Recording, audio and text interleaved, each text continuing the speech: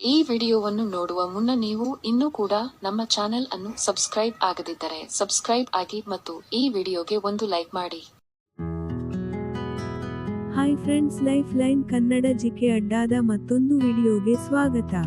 ಹೆರಿಗೆ ಆದ್ಮೇಲೆ ಎಷ್ಟು ದಿನಗಳ ನಂತರ ಮಹಿಳೆಯರು ದೈಹಿಕ ಸಂಪರ್ಕ ಬೆಳೆಸಬಹುದು? ಈ ವಿಡಿಯೋದಲ್ಲಿನ ಮಾಹಿತಿ ಕುತೂಹಲಕಾರಿಯಾಗಿದ್ದು, ಹೀಗಾಗಿ ಯಾರು ಕೂಡ ವಿಡಿಯೋವನ್ನು ಸ್ಕಿಪ್ ಮಾಡದೆ ಸಂಪೂರ್ಣವಾಗಿ ನೋಡಿ. ಬದಲಾಗುತ್ತಿರುವ ಜೀವನ ಶೈಲಿ, ಆಹಾರ ಪದ್ಧತಿ ಮತ್ತು ಒತ್ತಡ ಕೂಡ ಮಹಿಳೆಯರ ಗರ್ಭಾವಸ್ಥೆಯ ಮೇಲೆ ಸಾಕಷ್ಟು ಪರಿಣಾಮ ಬೀರುತ್ತದೆ. ಇತ್ತೀಚಿನ ದಿನಗಳಲ್ಲಿ ಅನೇಕ ಮಹಿಳೆಯರು ತಮ್ಮ ಗರ್ಭಾವಸ್ಥೆಯಲ್ಲಿ ಸಮಸ್ಯೆಗಳನ್ನು ಎದುರಿಸುತ್ತಿದ್ದಾರೆ. ಇದರಿಂದಾಗಿ ಅವರು ಸಿಸೇರಿಯನ್ ಮೂಲಕ ಹೆರಿಗೆ ಮಾಡಿಸಿಕೊಳ್ಳಬೇಕಾದ ಪರಿಸ್ಥಿತಿ ಎದುರಾಗಿದೆ. ಸಿಸೇರಿಯನ್ ಹೆರಿಗೆ ಎಂದರೆ ಪ್ರಮುಖ ಶಸ್ತ್ರಚಿಕಿತ್ಸೆಯ ನಂತರ ಮಗುವಿಗೆ ಜನ್ಮ ನೀಡುವುದು. ಸಾಮಾನ್ಯ ಹೆರಿಗೆಯ ಸಮಯದಲ್ಲಿ ಮಗುವಿಗೆ ಮತ್ತು ತಾಯಿಗೆ ಸ್ವಲ್ಪ ಅಪಾಯ ಉಂಟಾದಾಗ ಸಿಸೇರಿಯನ್ ಹೆರಿಗೆಯನ್ನು ನಡೆಸಲಾಗುತ್ತದೆ. ಮಗುವಿನ ಸ್ಥಾನ ಸರಿಯಾಗಿಲ್ಲ, ಗರ್ಭದಲ್ಲಿ ಮಗುವಿನ ತಲೆ ಮೇಲೆದ್ದು ಕಾಲುಗಳು ಕೆಳಗಿರುವುದು, ಮಗುವಿನ ಸ್ಥಾನ ವಕ್ರವಾಗಿರುವುದು, ಮಗುವಿನ ಸ್ಥಾನ ಪದೇ ಪದೇ ಬದಲಾಗುವುದು, ಜರಾಯು ಕಡಿಮೆಯಾಗುವುದು, ಹೀಗೆ ಹಲವು ರೀತಿಯ ಅಪಾಯಗಳಿವೆ. ಸಾಮಾನ್ಯವಾಗಿ ಸಿಸೇರಿಯನ್ ಹೆರಿಗೆಯ ನಂತರ ಮಹಿಳೆಯ ದೇಹವು ಸಾಮಾನ್ಯ ಸ್ಥಿತಿಗೆ ಮರಳಲು ಬಹಳ ಸಮಯ ತೆಗೆದುಕೊಳ್ಳುತ್ತದೆ. ಸಿಸೇರಿಯನ್ ಹೆರಿಗೆಯ ನಂತರ ಬಾಣಂತಿಗೆ ಹೆಚ್ಚಿನ ಆರೈಕೆ ಅಗತ್ಯವಿರುತ್ತದೆ.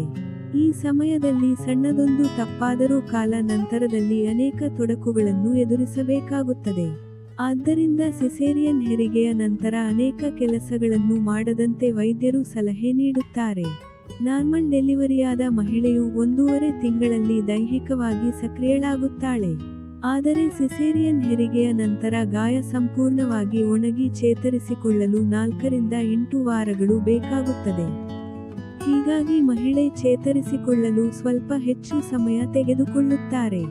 ಇದಲ್ಲದೆ ಎಷ್ಟೋ ಮಹಿಳೆಯರಿಗೆ ಸಿಸೇರಿಯನ್ ನಂತರ ತಾವು ಯಾವಾಗ ದೈಹಿಕ ಸಂಪರ್ಕ ಹೊಂದಬಹುದು ಎಂಬ ಬಗ್ಗೆ ತಿಳಿದಿರುವುದಿಲ್ಲ.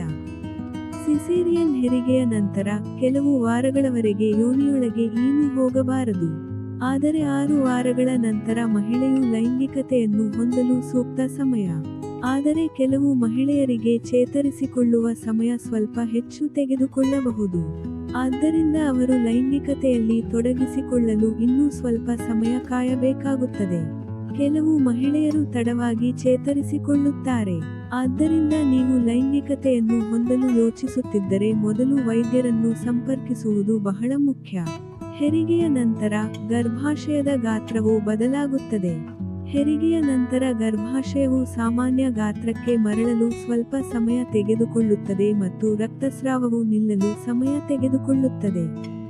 ಆದ್ದರಿಂದ ದೇಹವು ದೈಹಿಕ ಸಂಪರ್ಕಕ್ಕೆ ಸಮರ್ಥವಾಗಿದೆಯೇ ಅಥವಾ ಹೆಚ್ಚು ಸಮಯ ತೆಗೆದುಕೊಳ್ಳುತ್ತದೆಯೇ ಎಂದು ತಿಳಿಯಲು ನೀವು ವೈದ್ಯರನ್ನು ಸಂಪರ್ಕಿಸಬೇಕು. ಸಿಸೇರಿಯನ್ ನಂತರ ಸಂಭೋಗ ನಡೆಸುವಾಗ ನೋವಿನಿಂದ ಕೂಡಿರುತ್ತದೆ, ಏಕೆಂದರೆ ಈ ಸಮಯದಲ್ಲಿ ಮಹಿಳೆ ಮಗುವಿಗೆ ಹಾಲುಣಿಸುತ್ತಾರೆ. ಇದರಿಂದಾಗಿ ಯೋನಿಯು ಹೆಚ್ಚು ಶುಷ್ಕವಾಗಿರುತ್ತದೆ.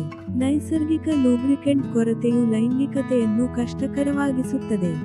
ಸಿಸೇರಿಯನ್ ಹೆರಿಗೆಯ ನಂತರ 6 ವಾರಗಳ ನಂತರ ವೈದ್ಯರ ಸಲಹೆಯಂತೆ ದೈಹಿಕ ಸಂಪರ್ಕವನ್ನು ಮಾಡಬೇಕು. ಜೊತೆಗೆ ಹೆರಿಗೆಯಾದ 6 ರಿಂದ 12 ತಿಂಗಳ ನಂತರವೇ ತೂಕ ನಷ್ಟದ ಬಗ್ಗೆ ಯೋಚನೆ ಮಾಡಿ.